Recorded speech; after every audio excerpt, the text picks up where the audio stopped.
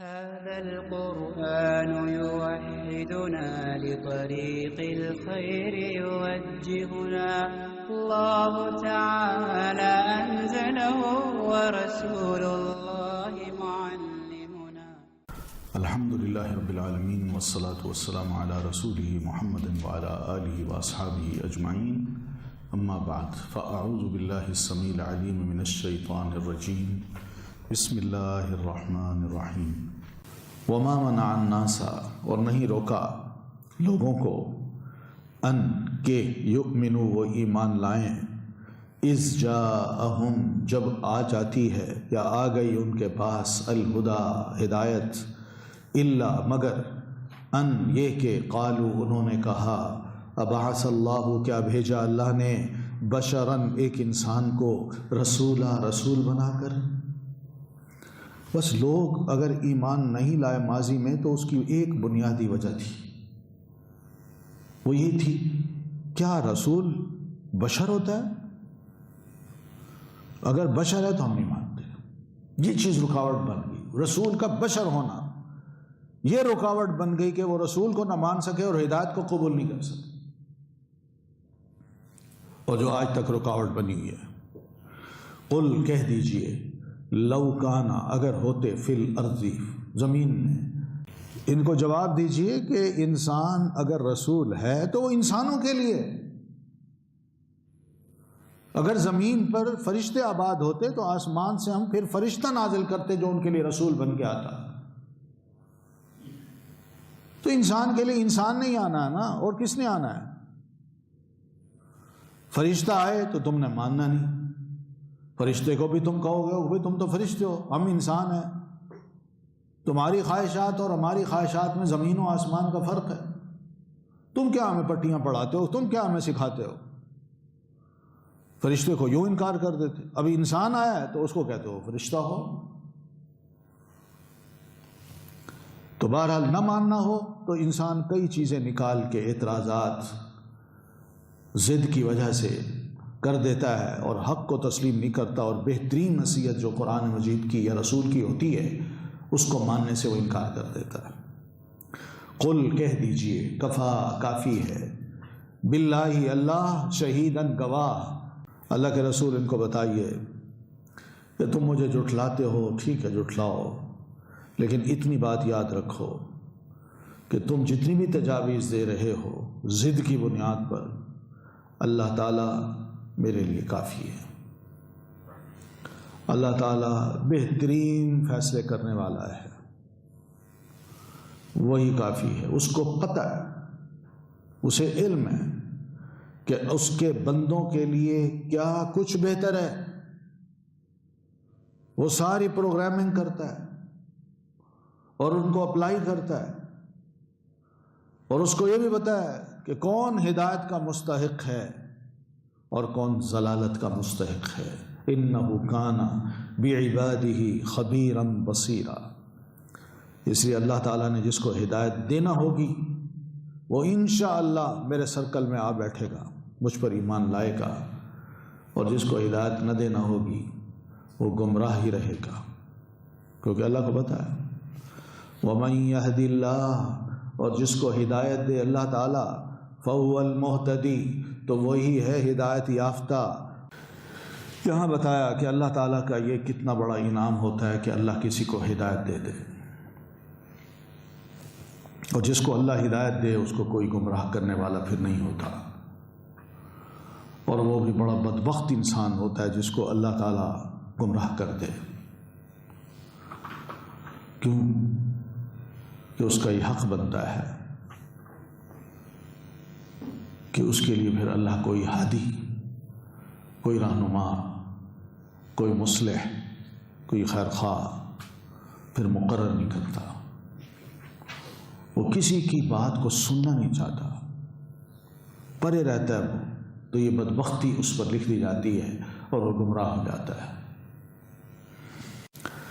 حدیث میں آتا ہے، صحیح مسلم کی حدیث ہے، سیدنا ابن عباس رضی اللہ تعالیٰ عنہما بیان کرتے ہیں کہ عربوں کا ایک ڈاکٹر تھا، ضماد اس کا نام تھا، ضماد الازدی. وہ علاج معالجہ کرتا تھا لوگوں کا. وہ چلتا پھرتا تھا، اس کا کلینک چلتا پھرتا تھا. کبھی کسی قبیلے میں چلا گیا، وہاں 2-4 دن رہا، پھر وہاں سے نکلا کسی اور قبیلے میں. تو اسی طرح ایک آدھ دفعہ وہ چلتے چلتے مکہ آ گیا. وہ دم جھاڑ بھی کرتا تھا. تو مکہ کے کچھ کم عقل لوگوں نے سنا کہ ضماد آیا ہوا ہے. تو ضماد نے بھی ان کو باتیں کرتے سنا. کیا کہتے ہیں کہ محمد پاگل ہے. تو ضماد کہنے لگا کہ میں ایسے شخص کو اگر مل لوں تو شاید میں اس کا علاج کر دوں. اپنے دل میں اس نے سوچا ہو سکتا ہے اللہ اس کو شفا دے دے میرے ہاتھوں سے. تو وہ آیا اور نبی علیہ الصلاۃ والتسلیم کو ملا. تو آگے کہتا ہے یا محمد انی ارقی من هذا الریح، میں ہوا سے، تھوک سے، منہ کی ہوا سے علاج معالجہ کرتا ہوں. یعنی مراد یہ کہ میں دم جھاڑ کرتا ہوں.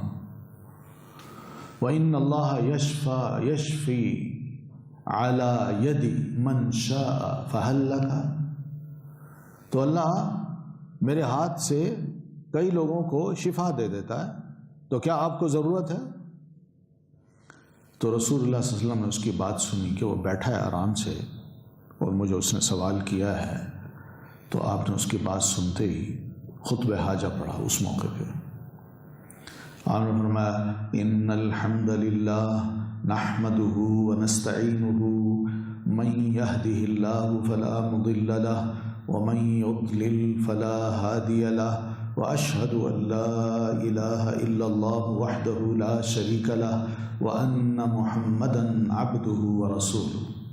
بس یہ مختصر خطبہ پڑھا کہ ساری تعریف اللہ ہی کے لیے، اسی کی ہم کرتے ہیں اور اسی سے مدد چاہتے ہیں. جس کو اللہ ہدایت دے دے اس کو گمراہ کرنے والا کوئی نہیں، اور جس کو گمراہ کر دے اس کو کوئی ہدایت دینے والا نہیں ہے. اور میں اس بات کی گواہی دیتا ہوں کہ اللہ کے علاوہ کوئی، اس اکیلے کے علاوہ کوئی معبود برحق نہیں ہے، اس کا کوئی شریک نہیں. اور اس بات کی بھی گواہی دیتا ہوں کہ محمد صلی اللہ علیہ وسلم اس کے بندے ہیں اور اس کے رسول ہیں. آپ نے یہ مختصر خطبہ اس کے سامنے پڑھا اور پھر آپ نے فرمایا اما بعد، یہ بھی اینڈ میں فرمایا. تو یہاں آپ نے سٹاپ کر دیا. تو وہ سنتے کہتا ہے اعد علی کلماتک ہؤلاء، یہ جو الفاظ تم نے پڑھے ہیں نا ذرا اس کو دوبارہ مجھ پہ پڑھو. تو رسول اللہ صلی اللہ علیہ وسلم نے فاعادہن علیہ رسول اللہ صلی اللہ علیہ وسلم، تو اللہ کے رسول صلی اللہ علیہ وسلم نے ان الفاظ کو دوبارہ اس پر پڑھا. 3 مرات، 3 دفعہ اس نے مطالبہ کیا، 3 دفعہ اللہ کے رسول نے پڑھا. فقال، پھر وہ کہتا ہے، نبی علیہ السلام کو کہتا ہے لقد سمعت قول الکہنۃ، حقیقت یہ ہے کہ میں نے کاہنوں کی باتیں بھی سنی ہیں، وقول السحرۃ، اور جادوگروں کی باتیں بھی سنی ہیں، وقول الشعراء، اور شاعروں کی باتیں بھی سنی ہیں. فما سمعت مثل کلماتک ہؤلاء، واللہ ایسے الفاظ جو آپ نے بولے ہیں یہ میں نے کبھی ان لوگوں سے نہیں سنے یا کسی سے نہیں سنے. لقد بلغنا ولقد بلغنا قاموس البحر، یہ تو ایسے الفاظ ہیں جو سمندر کی گہرائی تک جا پہنچے ہیں. ہاتھ یدک، دیجیے اپنا ہاتھ، ابایعک علی الاسلام، میں بیعت کرنا چاہتا ہوں آپ پر اسلام کی، آپ کی بیعت کرنا چاہتا ہوں، مسلمان ہونا چاہتا ہوں. فبایعہ، تو اس نے آپ کی فوراً بیعت کر لی. فقال رسول اللہ صلی اللہ علیہ وسلم، تو رسول اللہ صلی اللہ علیہ وسلم نے فرمایا وعلی قومک، دھیان کرنا اب تمہاری قوم کی ذمہ داری تم پر ہے. قال وعلی قومی، کہنے لگا ٹھیک ہے میری قوم کی ذمہ داری مجھ پر ہے، یہ کلمات جا کے میں ان کو سکھاؤں گا اور ان کو مسلمان بناؤں گا. تو یہ حدیث ہے من یہدہ اللہ فلا، وہ کیا ہے جیسے ہم نے پڑھا ہے کہ من یہد اللہ فہو المہتد. اب دیکھیں نا، دور سے بندہ آیا ہے، اس نے تھوڑی سی بات سنی کہ محمد پاگل ہے، اس نے کہا پاگل ہے تو اس کا علاج شاید میں کر سکتا ہوں. تو وہ آپ کو ملا، پہلی بار ملا ہے، اللہ نے اس کے لیے ہدایت لکھی تھی، وہ ہدایت ہو، مسلمان ہو گیا۔ اور جو مکہ میں رہتے ہیں، جو بار بار رسول اللہ صلی اللہ علیہ وسلم کو دیکھ رہے ہیں، وہ اتنے ناقدرے ہیں کہ وہ آپ صلی اللہ علیہ وسلم کو دیکھ کے کوئی اثر نہیں لیتے اور وہ گمراہی پر ہی رہنا چاہتے ہیں۔ وَمَن يُضْلِلْ فَلَن تَجِدَ لَهُمْ أَوْلِيَاءَ مِن دُونِهِ، تو اللہ کے علاوہ کسی کو بھی کوئی مددگار نہیں پاؤ گے ایسے لوگوں کے لیے جو گمراہ ہو چکے ہوں۔ پھر ایسے لوگوں کو اللہ فرماتے ہیں وَنَحْشُرُهُمْ يَوْمَ الْقِيَامَةِ، اور ہم اٹھائیں گے ان کو، اکٹھا کریں گے ان کو، یوم القیامت، قیامت کے روز، علی وجوہہم، ان کے چہروں پر۔ کل ہم نے پڑھا تھا کہ الٹے، یہ لوگ الٹے ہو کے اپنے چہرے نیچے پاؤں اوپر یہ چلتے ہوئے آئیں گے، یہ سزا ہوگی ان کی، کیونکہ دنیا میں یہ اندھے ہی تھے نا، انہوں نے اپنی عقل اور دماغ سے کوئی کام نہیں کیا نا، نہ لیا، تو اللہ تعالیٰ اسی دماغ کو اوندھا دے گا، یہ تھا اس قابل تو اوندھا دے گا، وہ نیچے ٹانگیں اوپر۔ تو کیسے اٹھیں گے؟ عمین، اندھے، نہ دیکھ سکیں گے، وبکمن، اور گنگے، نہ بول سکیں گے، وصمن، اور بہرے، نہ سن سکیں گے۔ یہ سب مقابلہ ہے کہ دنیا میں انہوں نے جو سلوک دین کے ساتھ کیا، رسول کے ساتھ کیا، قرآن کے ساتھ کیا، حق کی طرف انہوں نے جیسا رخ اختیار کیا، اللہ تعالیٰ بھی ان کو اسی طرح بنا دے گا۔ وہ گنگے رہے، بہرے رہے، اندھے رہے، یہ وحی ان کے پاس آئی، وحی سنائی گئی، رسول ان کے سامنے آیا، نہیں مانے، تو اللہ تعالیٰ نے بھی ان کے ساتھ یہ سلوک کرنا ہے کہ قیامت کے روز ان کو ایسے ہی کھڑا کرنا ہے۔ اوندھے یعنی صحیح راہ کو اپنانے کی بجائے الٹی راہ، تو اللہ نے الٹا کر دینا ہے ان کو۔ پھر اندھے دیکھتے تھے تو اندھے بن کے رہے، تو قیامت کے روز ان کو اندھا بنا دے گا۔ یہی حال بہرا پن کا ہوگا، اور یہی حال کس کا ہوگا؟ گنگے پن کا ہوگا، کیونکہ یہ حواس ہیں ہمارے جو انسانی ضرورت ہے اور جن سے انسان بہت فائدہ بھی اٹھا سکتا ہے، ان کا اگر صحیح استعمال کرے تو اگر نہیں کرے گا تو پھر سلوک یہی ہوگا۔ صحیح ہے، میں سیدنا انس رضی اللہ تعالیٰ عنہ سے ایک روایت ہے جو کل بھی ہم نے پڑھی تھی کہ ان رجلا، ایک شخص نے، قال، کہا، یا نبی اللہ، اللہ کے نبی، کیف یحشر الکافر علی وجہ یوم القیامہ، قیامت کے روز ایک کافر کس طرح اپنے چہرے پر، اپنے سر پہ اٹھایا جائے گا، یعنی سر نیچے پاؤں پر۔ تو آپ نے فرمایا الیس الذی امشاہ علی الرجلین فی الدنیا، کیا جس ذات نے اس کو دنیا میں دو پاؤں پہ چلایا تھا، قادرا علی ان یمشیہ علی وجہ یوم القیامہ، وہ اس بات پر قادر نہیں ہے کہ قیامت کے روز اس کو الٹا اوندے منہ کر کے چلا سکے؟ کہنے لگا ہاں، تو بس ٹھیک ہے۔ تو یہ ان کا سلوک ہوگا۔ پھر وَمَأْوَاهُمْ جَهَنَّمْ، مَأْوَاهُمْ جَهَنَّمْ، ٹھکانہ ان کا دوزخ، تو سیدھے دوزخ میں جا گریں گے۔ کُلَّمَا خَبَتْ، جب کبھی بھی دھیمی ہونے لگے گی جہنم کی آگ، زدناہم، ہم زیادہ کر دیں گے، بڑھا دیں گے ان پر، سعیرا، دہکنا آگ کا۔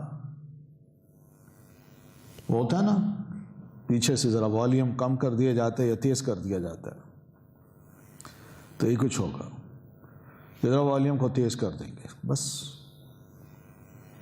پھر وہ بڑکنا کم ہوگی تو پھر تیز ہو جائے گا۔ تو قرآن مجید میں ایک اور مقام پہ بھی اللہ تعالیٰ فرماتے ہیں کہ ان کی جلدیں جب گل سڑ جائیں گی، کوئلہ ہو جائیں گی، تو ہم نے ان کی جلدوں کو بھی، ان کی سکنز کو بھی بدل دینا ہے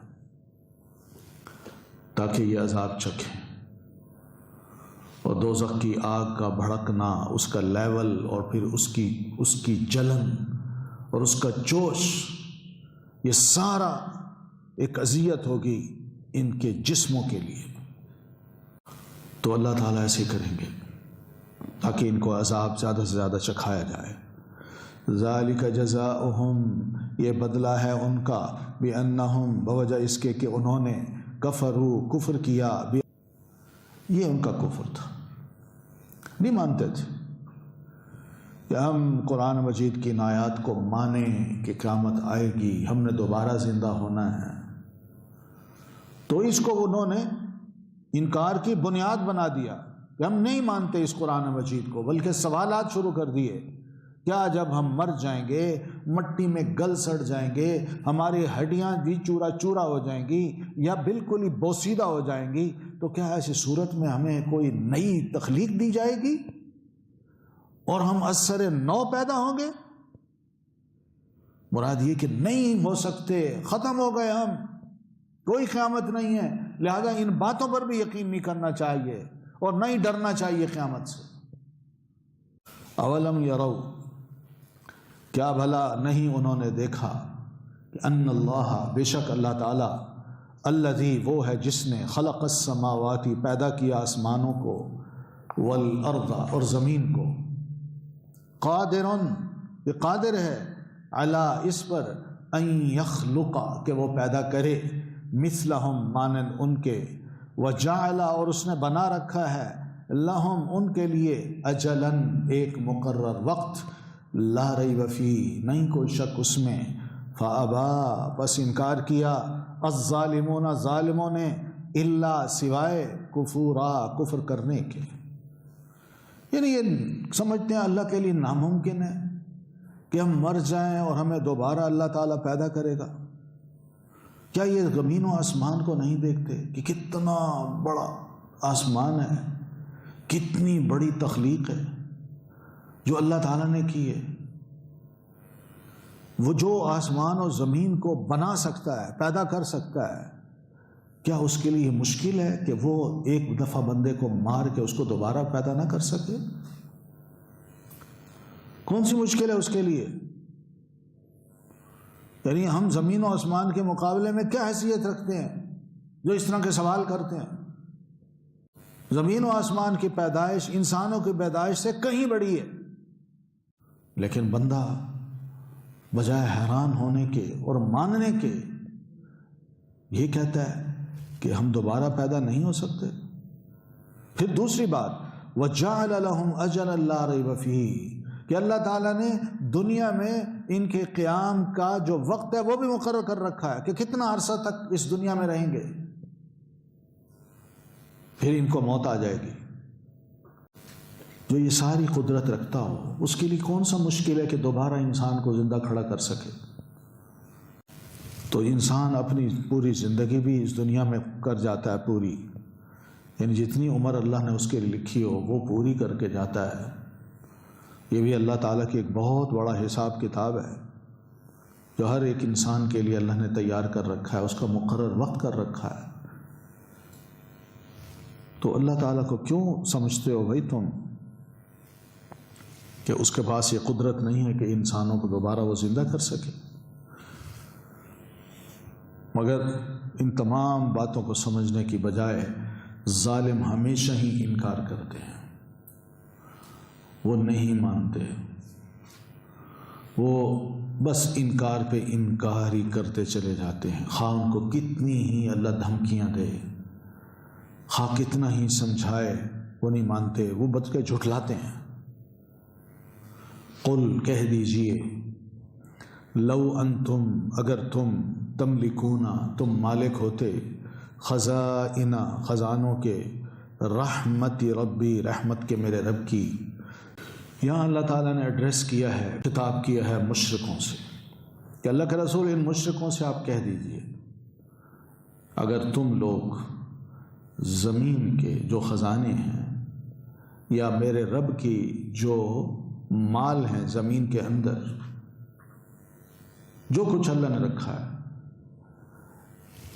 یہ خزانوں سے مراد یہ سب جو ہمیں زمین پر نظر آتا ہے، زمین، پھر اس کے اوپر اگنے والی بہت سی چیزیں، پھر زمین کی تہوں میں ملنے والی بڑی نعمتیں، مائنز، سونا، چاندی اور مختلف قسم کی جو مائنز ہیں، معدنیات ہیں، وہ ساری اللہ فرماتے ہیں اگر ان تمام خزانوں کے تم مالک بن بیٹھو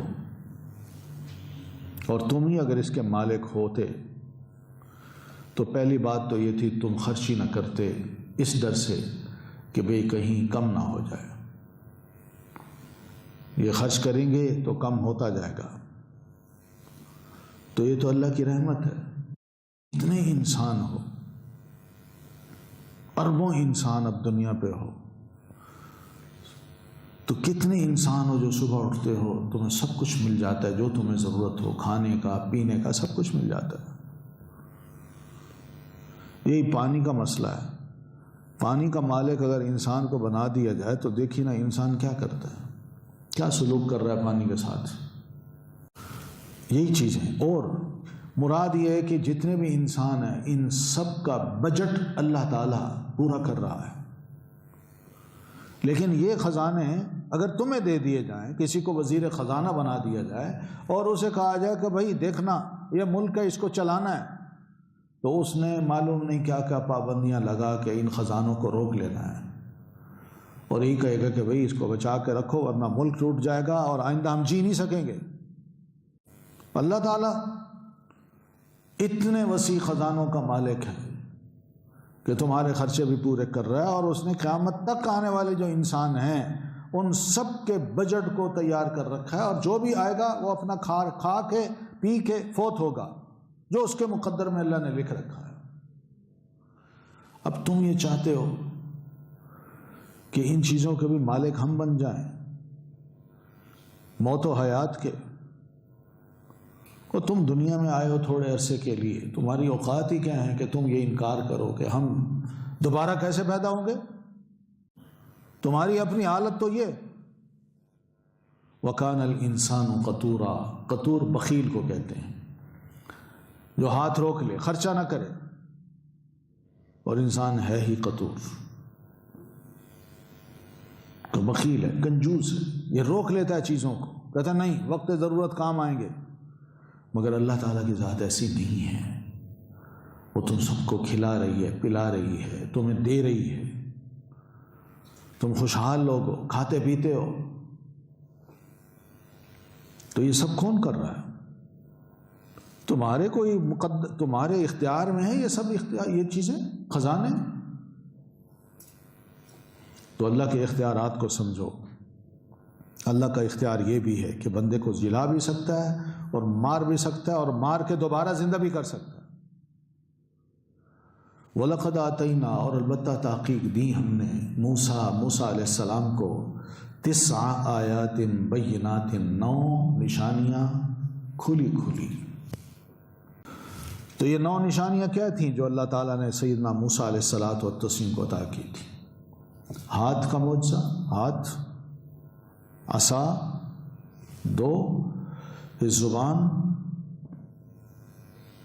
پھر پتھر، طوفان، پھر ٹڈی دل، پھر اسی طرح جوئیں یا پسو، مینڈک، خون. یہ 9 نشانیاں تھیں جو الگ الگ اللہ تعالیٰ نے سیدنا موسیٰ علیہ السلام کو عطا کی. ٹھیک ہے. تو بہرحال یہ نشانیوں سے مراد کیا تھیں کہ دلائل تھے جو سیدنا موسیٰ علیہ السلام کی نبوت کے صحیح ہونے کے دلائل تھے، جس کا توڑ ان کے پاس نہیں تھا. کہ سیدنا موسیٰ علیہ السلام جو بھی خبریں دے رہے ہیں وہ بالکل سچی خبریں ہیں. ہمیں مان لینا چاہیے کہ واقعی اللہ کے رسول ہیں، ہم ان کا مقابلہ نہ کریں. تو فَاسْأَلْ بنی اسرائیل، تو اللہ کے رسول آپ ایسا کیجئے، بنو اسرائیل سے پوچھئے، اِذْ جَاءَهُمْ، جب ان کے پاس آئے موسیٰ علیہ السلام اور پھر وہ فرعون کے پاس گئے، تو فَقَالَ لَهُ فِرْعَوْنُ، تو فرعون کو انہوں نے جا کے اپنی ساری یہ نشانیاں دکھائیں، ہاتھ کی اور عصا کی، اور اس کو ایمان کی طرف بلایا، ایمان کی دعوت دی کہ اللہ پر ایمان لاؤ. تو بجائے ماننے کے اس نے کیا کہا؟ اس نے سیدنا موسیٰ علیہ السلام پر الزام لگا دیا اور کہا انی لا اظنک یا موسیٰ مسحورا، موسیٰ میں تو سمجھتا ہوں تم سحر زدہ ہو. یہ ہاتھ کا معجزہ، یہ لاٹھی، یہ کیا ہے؟ بڑا زبردست تم پر جادو ہے، تم خود جادوگر ہو. قالت کہا موسیٰ علیہ السلام نے لقد البتہ تحقیق علمتا جانتے ہو تم. تو سیدنا موسیٰ علیہ السلام نے فرعون سے کہا فرعون یہ جتنی بھی نشانیاں اللہ تعالیٰ نے اتاری ہیں یہ بھی میں نے تمہیں دکھائی ہیں ما انزل هؤلاء الا رب السماوات والارض، ان تمام نشانیوں کو اگر کوئی اتارنے والا ہے تو آسمان و زمین کا خالق ہے، وہ رب ہے، اس نے اتاری ہیں تمہارے لیے ایک دلیل بنا کے، حجت بنا کے، تاکہ تمہیں باور کرایا جائے کہ جو کچھ میں لایا ہوں اس میں سچا ہوں. اور یہ کھلی کھلی نشانی ہے، کوئی پوشیدہ نہیں ہے، جو اس بات کی ضمانت دیتی ہیں کہ میں جو کہہ رہا ہوں وہ صحیح ہے. مگر افسوس یہ ہے کہ تم دشمن حق بن گئے اور تم ان کو ماننے سے انکار کر رہے ہو. اس لیے وَإِنِّي لَأَظُنُّكَ يَا فرعون میں سمجھتا ہوں، میں گمان کرتا ہوں تجھے مسبورا، ہلاک کیا ہوا. مجھے لگتا ہے کہ تم ہلاک ہو گئے، اللہ کی لعنت اور پھٹکار تم پر پڑے گی، تم مغلوب ہو جاؤ گے. آج بہت بڑے بادشاہ بن کے بیٹھے ہو، وقت لگ رہا ہے، قریب آ گیا ہے کہ تم نے مغلوب ہونا ہے، تم نے ہلاک ہونا ہے، تمہارا یہ اقتدار سب چینج ہو جائے گا، تم ذلیل ہو گے. تو اظنک کا ایک مطلب یہ بھی ہے کہ میں سمجھتا ہوں کہ تمہیں سمجھ نہیں ہے، تمہیں عقل نہیں ہے کوئی. تم مجھے کہتے ہو کہ میں مسحور ہوں، میں سمجھتا ہوں کہ تمہیں کوئی عقل نہیں ہے، اس لیے تم ہلاکت کی طرف جا رہے ہو. تو مسبور کہتے ہیں عربی زبان میں ایسے شخص کو جس سے ساری کی ساری بھلائیاں روک دی گئی ہوں کہ کوئی بھلائی اس کی طرف جائے ہی نہ. تو جب بھلائی رک جائے تو بندہ ہلاک ہی ہوتا ہے، نقصان ہی اٹھاتا ہے. تو بہرحال سیدنا موسیٰ علیہ الصلاۃ والتسلیم نے اس کو یوں جواب دیا. اس نے کہا میں سمجھتا ہوں موسیٰ تم سحر زدہ ہو. تو انہوں نے کہا میں سمجھتا ہوں کہ تم ہلاک ہو گئے، اور میری سمجھ یا میرا گمان تمہارے گمان سے زیادہ صحیح ہے. کیوں؟ اس لیے کہ اس کی نشانیاں ظاہر ہو رہی ہیں، اور سب سے بڑی نشانی یہ کہ میں نے تمہیں معجزہ دکھایا اور تم اس کا انکار کر رہے ہو. یہ ہلاکت کی طرف جانا ہے. اور کیا ہے کہ معجزے کو بندہ نہ مانے. پہلے تم نے معجزہ مانگا، میں نے دکھایا، اب دیکھنے کے بعد تم نہیں مان رہے تو یہ ہلاکت کی نشانی ہے. تم اللہ کی آیات کے مقابلے میں بڑے بن رہے ہو، متکبر بن رہے ہو، جبکہ وہ سب واضح ہو چکی ہیں اور تمہارا جھوٹ بھی واضح ہو چکا ہے. فَأَرَادَ تو اس نے ارادہ کیا أَن يَسْتَفِزَّهُمْ کہ وہ اکھاڑ پھینکے ان کو. فرعون نے چاہا کہ سیدنا موسیٰ علیہ الصلاۃ والتسلیم کو اور ان کی قوم کو مصر کی سرزمین سے میں نکال باہر پھینک دوں، چلے جائیں یہاں سے، یا پھر اپنی فوجیں ان پر مسلط کر دوں جو ان کو قتل کر دے، ایک ایک بنو اسرائیلی کو قتل کر دے اور ان کی جڑ کاٹ دی جائے. تو اس نے یہ چاہا تو اللہ تعالیٰ نے اس کو اکھاڑ پھینکا، لایا سمندر کی طرف، اس کو بھی اور اس کے لشکر کو بھی. اور پھر فَأَغْرَقْنَاهُ تو ہم نے اس کو غرق کر دیا.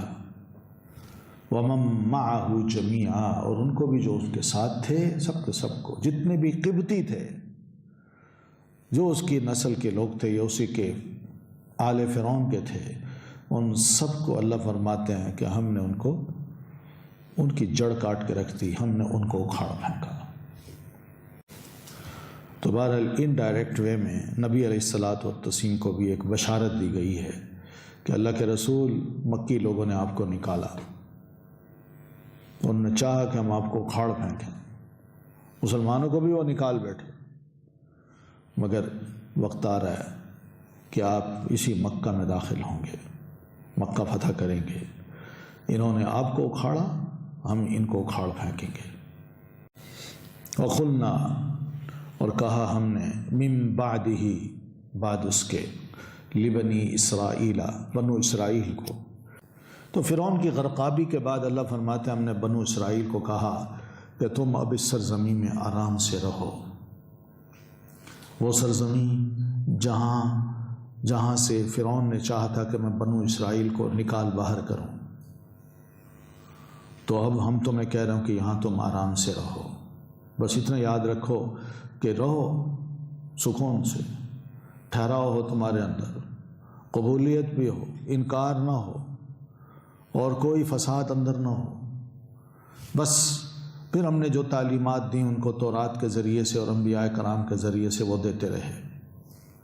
فَإِذَا جَاءَ، پھر جب قیامت کا دن آئے گا، وعد الآخرتی، آخرت کا وعدہ سے مراد قیامت کا دن، جِئْنَا بِكُمْ، ہم لے آئیں گے تمہیں، اور تمہیں سے مراد تمہیں بھی اور تمہارے دشمن کو بھی، فرعون کو بھی، لفیفا، اکٹھا کر کے، یعنی سب وہاں پہلے آخری سب اکٹھے جمع ہوں گے تاکہ ہم تمہارے درمیان فیصلہ کر سکیں اور تمہارے درمیان اس کو ممتاز کر دیں جو خوش بخت انسان تھا، اور اس کو بھی الگ کر کے کھڑا کر دیں جو انتہائی بدبخت تھا۔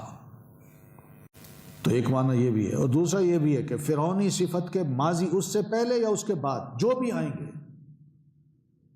ہم نے کیا کرنا ہے، ان کو لفیف بنا دینا۔ لفیف کا مطلب مختلف جماعتیں ان کی بنا دینی ہیں۔ ظالم فرعونی قسم کے لوگ، ان کو ایک جماعت ہوگی، اور جو مظلوم ہوگا ان کی الگ جماعتیں ہوں گی۔ تو اس طرح اللہ تعالیٰ نے سب کو اکٹھا تو کر دینا ہے، لیکن بعد میں ان کو وہاں فیصلے کرنے کے بعد ان کو علیحدہ علیحدہ کر دے گا اللہ تعالیٰ کہ ان میں اچھے کون ہیں اور برے کون ہیں۔ وَبِالْحَقِّ أَنزَلْنَاهُ، اور ساتھ حق کے نازل کیا ہم نے اس قرآن کو۔ قرآن مجید کو ہم نے جب اتارا ہے، اللہ فرماتے ہیں تو حق کے ساتھ اتارا ہے۔ کیا مطلب؟ یعنی قرآن مجید جو بھی کچھ لایا ہے اس میں حق ہے۔ وَبِالْحَقِّ أَنزَلْنَاهُ، یعنی قرآن حق کو لے کر اترا ہے۔ اس میں ہم نے عدل کی بات کی ہے، انصاف کی بات کی ہے، اچھے اخلاق کی بات کی ہے، بہترین عمل کرنے کی اور بہترین احکام کی بات کی ہے۔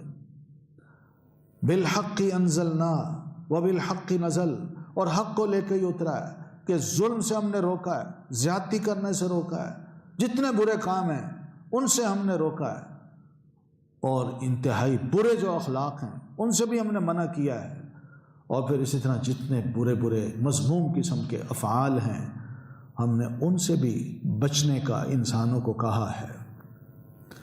کیا ہے اس قرآن مجید میں سوائے اس کے؟ باقی آپ اللہ کے رسول، وما ارسلناک، نہیں بھیجا ہم نے آپ کو، الا مبشرا، مگر خوشخبری دینے والا بنا کر، ونذیرا، اور ڈرانے والا بنا کر۔ بس آپ کا کام یہی ہے،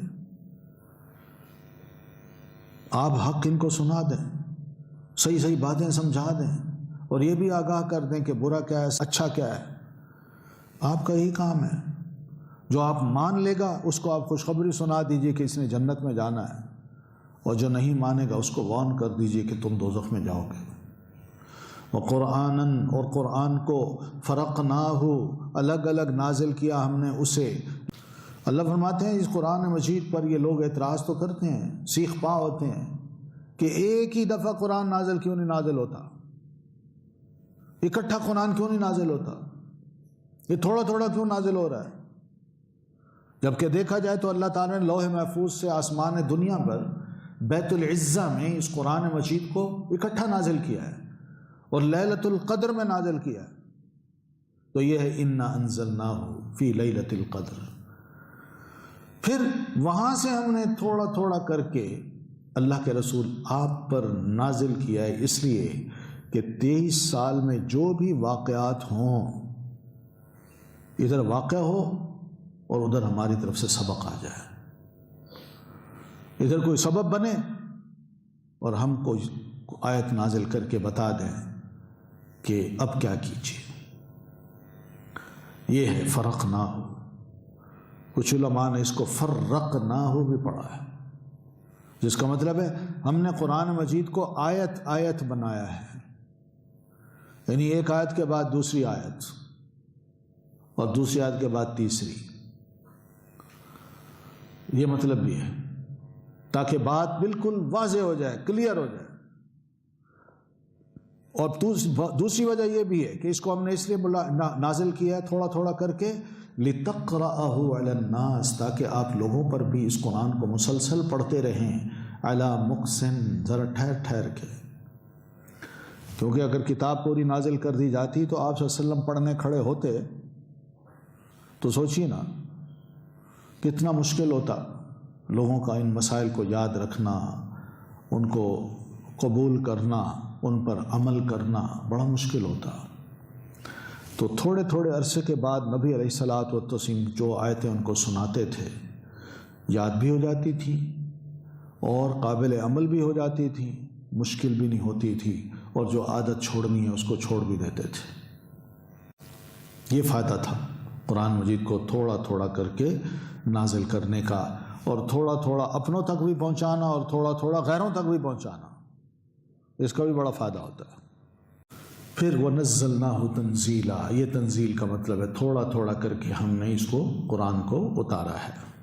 جیسے حادثات واقعات رونما ہوتے رہے، مسائل کھڑے ہوئے، تو ہم بھی قرآن مجید کو جواب کے طور پر اتار دیتے تھے۔ قل، کہہ دیجئے، آمنوا بہ، تم ایمان لاؤ اس پر، او یا لا تؤمنوا، تم نہ ایمان لاؤ۔ تو اللہ کے رسول ان سے کہیے، کفار سے جو آپ کی قوم ہے، قریشی ہیں، جو اس قرآن مجید کی وحی پر یا اس وحی پر اعتراض کرتے ہیں، آپ ان سے کہیے خواہ تم ایمان لاؤ یا کفر کرو، کوئی شے بھی قرآن مجید کی تبدیل نہیں کی جائے گی، یہ یاد رکھو۔ اس لیے کہ قرآن مجید اپنی ذات میں برحق کتاب ہے، اس میں کوئی غلط بات نہیں ہے، اس کی شان بھی بڑی عظیم ہے، اور یہ ان کتابوں میں سے شامل ہے، ان کتابوں میں شامل ہے جو آسمان سے اترتی رہی ہیں، اور یہ آخری کتاب ہے۔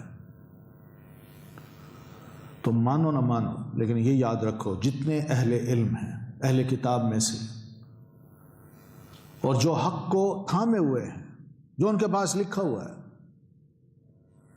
حق ان کے پاس لکھا ہوا ہے، وہ جانتے ہیں کہ ہماری کتابوں میں محمد الرسول اللہ صلی اللہ علیہ وسلم کا نام آیا ہے، آپ کی صفات آئی ہیں، صحابہ کرام کی صفات آئی ہیں، اور اس قرآن مجید کی بھی صفت آئی ہے۔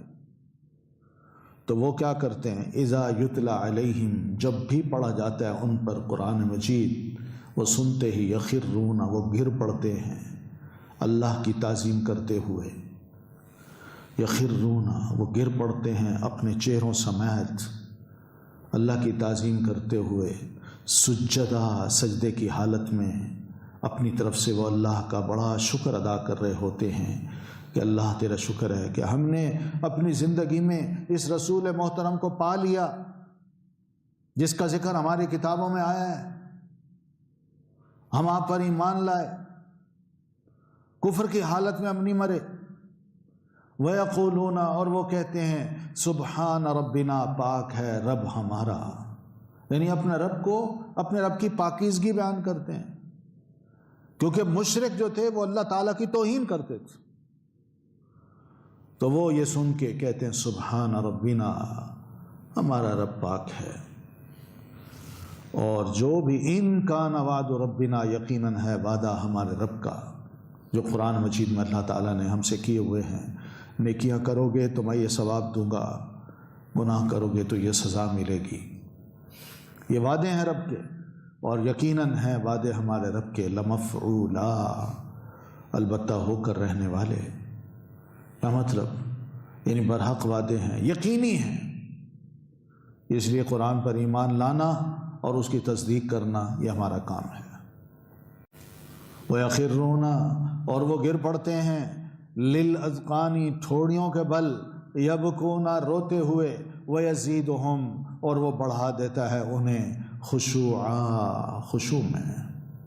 یہ اللہ تعالیٰ نے ان کی مزید صفات بیان کی ہیں، ان اہل کتاب کی جنہوں نے حق کو تھامے رکھا تھا اور وہ اسی انتظار میں تھے کہ کب ہماری اس لکھی ہوئی کتاب کے مطابق وہ نبی ظاہر ہوں اور ہم آپ پر ایمان لائیں۔ تو اللہ نے ان کی مزید تعریف یہ کی ہے، اور یہ حقیقت ہے کہ جو بھی علم کے نور سے اپنے آپ کو سرشار کر لے اور یہ طے کر لے کہ اس علم کے مطابق میں نے عمل کرنا ہے، تو اللہ کی طرف سے اس کو یہ چیزیں حاصل ہو جاتی ہیں۔ وہ قرآن مجید کو جب سنتا ہے تو ایک اللہ کا خوف، ڈر قرآن کو سنتے ہی اس کے اندر پیدا ہو جاتا ہے، اور وہ اپنے آپ کو بڑا جھکا دیتا ہے، ڈاؤن ٹو ارتھ، یعنی بالکل ہمبل قسم کا انسان بن جاتا ہے، اکڑتا نہیں ہے اللہ کے احکام کے آگے، کہتے ہیں بالکل سچ کہا ہے اللہ تعالیٰ نے۔ تو اس لیے وہ روتے بھی ہیں، وَيَزِيدُهُمْ خُشُوعًا، اور عاجزی، قرآن مجید ان کے اندر مزید عاجزی کو پیدا کر دیتا ہے۔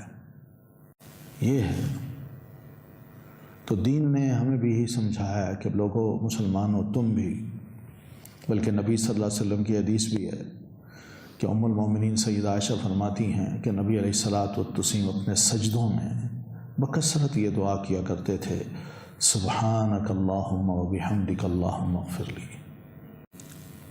تو اس کا علم کا فائدہ ہے نا، یعنی کتابی لوگوں کو اپنی کتاب کا علم تھا، صحیح علم منتظر تھے، تو ایسے صحیح علم کا ان کو فائدہ ہوتا ہے کہ وہ روتے ہیں۔ اور یاد رکھیے، جن کو اللہ تعالیٰ نے صحیح علم دیا ہو اور وہ نہ روئے، قرآن مجید کو سن کے، اس کو پڑھ کے، اس کو سن کے اس کا اثر نہ لے، اور اس کو کوئی بھی خشوع و خضوع طاری نہ ہو اور روئے بھی نہ، تو زیادہ بہتر یہی تھا اس کے لیے کہ وہ قرآن مجید سے کوئی فائدہ ہی نہ اٹھاتا، نہ پڑھتا، اس کو نہ سمجھتا، نہ جانتا، کیونکہ کتاب قرآن مجید ہے ہی ایسی کہ بندے کے اندر عاجزی، انکساری اس قدر پیدا کرتی ہے کہ بندہ فوراً ہی رب کے آگے ڈھہ پڑتا ہے، سجدے میں روتا ہے، اور قرآن مجید ان کے اندر مزید عاجزی پیدا کر دیتا ہے۔ تو بہرحال اس میں وہ لوگ جو صحیح معنوں میں قرآن کا علم حاصل کرتے ہیں اور اس کا اثر لیتے ہیں، اللہ تعالیٰ نے ان کی تعریف بھی کی ہے۔ ٹھیک ہے نا؟ اس آیت کی روح سے یہی پتہ چلتا ہے کہ نماز میں رونا بھی جائز ہے، اور نبی علیہ الصلوۃ والتسلیم خود بھی جب نماز پڑھتے تھے، سجدے میں جاتے تھے، تو ام المومنین فرماتی ہیں کہ میں آپ کے اندر سے ایسی آوازیں سنتی تھیں جیسے کوئی ہانڈی کھول رہی ہوتی ہے۔ یہ بکا، رونے کی وجہ سے آپ کی یہ حالت ہوتی تھی۔ پھر یہ بھی حدیث میں آتا ہے، پیارے نبی صلی اللہ علیہ وسلم فرماتے ہیں کہ میری امت میں سب سے پہلی چیز جو اٹھا لی گئی وہ یہی خشوع ہوگا۔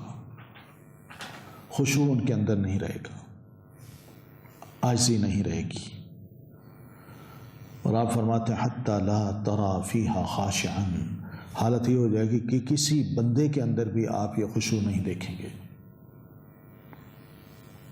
وہ عاجزی، وہ انکساری، وہ خدا کا خوف کہ قرآن سنتے ہی بندے کے اندر بڑھ جائے، وہ پتھر دل ہو جائیں گے۔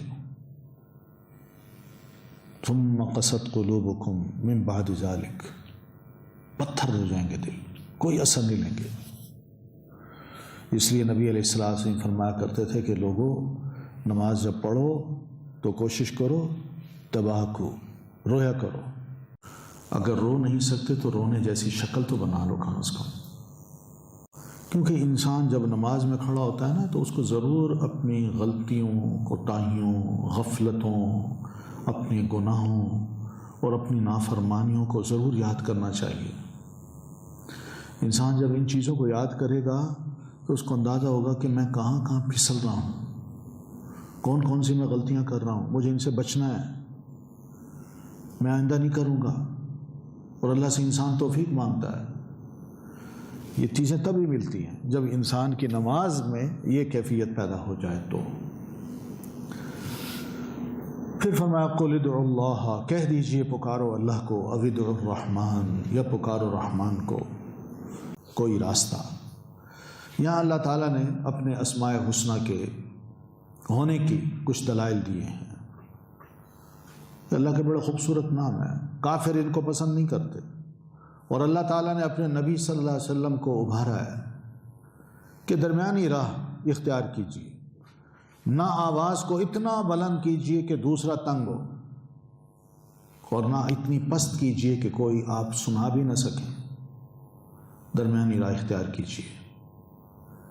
اس لیے فرمایا قل، اللہ کے رسول آپ کہیے ان مشرک، ان منکروں کو جو اللہ کی رحمت کی صفت کے منکر ہیں کہ اللہ کوئی رحیم نہیں ہے، یا پھر یہ نہیں مانتے کہ اللہ کا کوئی رحمان نام ہے، انہیں کہیے ادعوا اللہ، تم دعا کرو، تم پکارو اللہ کو، او ادعوا الرحمن، یا پکارو رحمان کو، ایما تدعو، جس نام سے بھی تم پکارو گے اللہ کو، فلہو، تو اس کے اسماء الحسنی، بڑے خوبصورت نام ہے، بس ان خوبصورت ناموں میں کسی نام سے اللہ کو پکار لو تو اللہ تمہاری پکار کو سنے گا۔ تمہاری دعاؤں میں ضروری نہیں ہے کہ اللہ کا نام ہو یا رحمان کا نام ہو، کیونکہ اس کے بے شمار نام ہیں۔ اللہم مالک الملک، اب مالک الملک بھی اللہ کی صفت ہے، تو کوئی بھی نام ہو اللہ کو پکاریے۔ فلہ الاسماء الحسنی، تو اس کے بڑے خوبصورت نام ہیں۔ جیسے ہم وہ آیت پڑھتے ہیں سورۃ حشر کی آخری تینوں آیتیں، کتنے اللہ تعالیٰ نے اپنے خوبصورت نام اس میں بتائے ہیں۔ واللہ الخالق البارئ المصور لہ الاسماء الحسنی، بڑے خوبصورت نام ہیں۔ تو بہرحال اللہ تعالیٰ کو ہم ضروری نہیں کہ یا اللہ کہیں، بلکہ موقع کی مناسبت سے ہم اللہ کو پکار سکتے ہیں۔ مثلا میں بیمار ہوں تو میں یہ کہہ سکتا ہوں یا شافی الامراض، یا شافی، کہہ سکتے ہیں، یہ نام ہے اس کا، خوبصورت نام ہے۔ تو اسی طرح یہ لوگ جو عرب لوگ ہیں نا، بعض اوقات بڑے خوبصورت ناموں کو جو ان کا حال ہوتا ہے نا اس پر ایسا فٹ کرتے ہیں، اور واقعی پتہ چلتا ہے کہ یہ لوگ اللہ کو صحیح معنوں میں جانتے ہیں۔ ہم تو سوائے اللہ کے کچھ نہیں کہتے یا اللہ، لیکن اللہ کے جو دوسرے نام ہیں، جو بھی اس کی اس وقت حالت ہوتی ہے اس وقت وہ اس پر لگا دیتے ہیں، اور واقعی اللہ تبارک و تعالیٰ کو بھی جوش آتا ہوگا کہ یہ بندہ مجھے سمجھتا ہے کہ میں مصیبت میں ہوں، تو اس مصیبت کو کھولنے والا کون ہے۔ تو یہ بڑی اچھی بات ہوتی ہے۔ اللہ فرماتے ہیں میرے خوبصورت نام ہے، تم پکارو، میں تمہاری پکار کو سنوں گا۔ وَلَا تَجْهَرْ بِصَلَاتِكَ، اور نہ آپ بلند کیجئے آواز کو اپنی نماز میں، وَلَا تُخَافِتْ بِهَا، اور نہ آپ پست کیجئے اس آواز کو، وَابْتَغِ، اور تلاش کیجئے بَيْنَ ذَلِكَ سَبِيلًا، درمیان اس کے کوئی اور راہ۔ نبی علیہ الصلوۃ والتسلیم مکہ میں ہی تھے، آپ جب اپنے صحابہ کرام کو نماز پڑھاتے تھے تو قرآن کو ذرا اونچی آواز سے پڑھتے تھے۔ مشرک جب اس قرآن کی آواز کو سنتے تو قرآن مجید کو برا بھلا کہنا شروع کر دیتے، اور اس کو بھی کہتے جس نے اتارا، یعنی اللہ تعالیٰ کو، اور جو لے کے آیا اس کو بھی کہتے تھے، فرشتوں کو، جبریل علیہ السلام کو۔ تو جبریل کو بھی برا کہہ رہے ہیں، اللہ کو بھی برا کہہ رہے ہیں، اور اللہ کے کلام کو بھی برا کہہ رہے ہیں۔ تو اللہ تعالیٰ نے نبی علیہ السلام سے ذرا تھوڑا سا آپ کو سمجھایا کہ اللہ کے رسول جب آپ قرآن اپنی نماز میں پڑھیں تو اس کو اونچی آواز سے نہ پڑھیں کہ مشرک سن لیں، پھر وہ قرآن مجید کو گالیاں دینا شروع کر دیں۔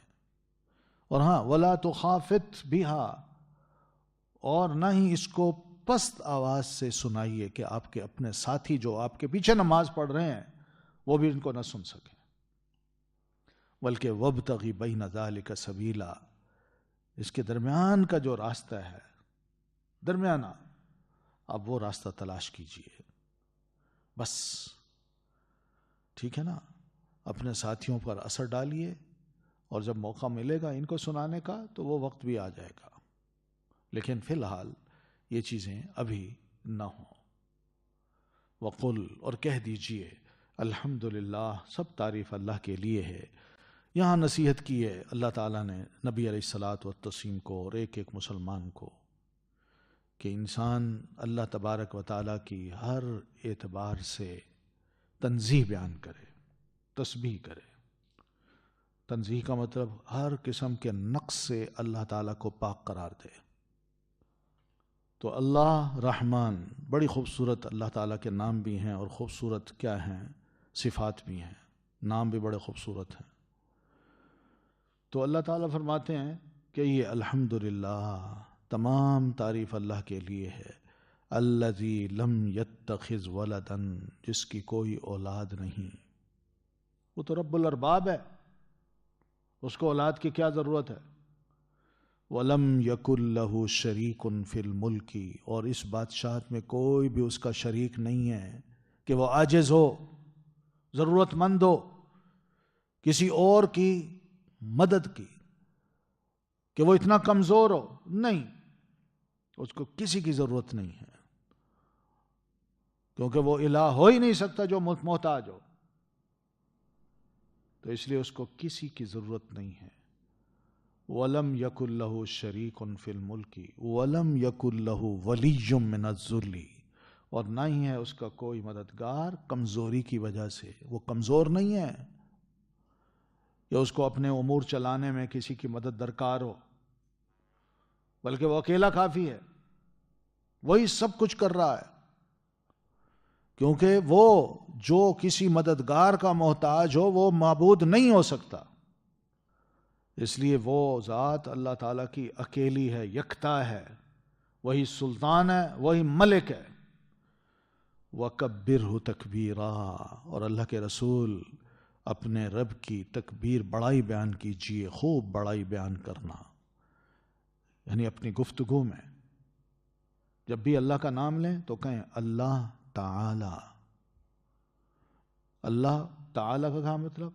اللہ بزرگ و برتر، سب سے اونچا، اللہ عز و جل، اللہ عزت والا، بزرگی والا، تو اس کی عظمت، اس کی بڑائی، اس کا جو بھی اس کے جلال کے مناسب ہے وہ ایک مسلمان کو اللہ تعالیٰ کے لیے بیان کرنے چاہیے، کیونکہ یہی چیز اللہ تعالیٰ کو زیب دیتی ہے۔ اور دوسری بات یہ بھی ہے کہ جب یہ چیزیں بیان کی جائیں اللہ تعالیٰ کی صفات، تو یاد رکھیے بڑے خوبصورت طریقے سے بیان کرنی ہے، خوبصورت انداز سے، تاکہ اللہ خوبصورت لگے، اس کا جمال نظر آئے اور اس کا کمال بھی نظر آئے۔ وَكَبِّرْهُ تَكْبِيرًا۔ سبحانک اللہم وبحمدک، اشہد ان لا الہ الا انت، استغفرک واتوب الیک۔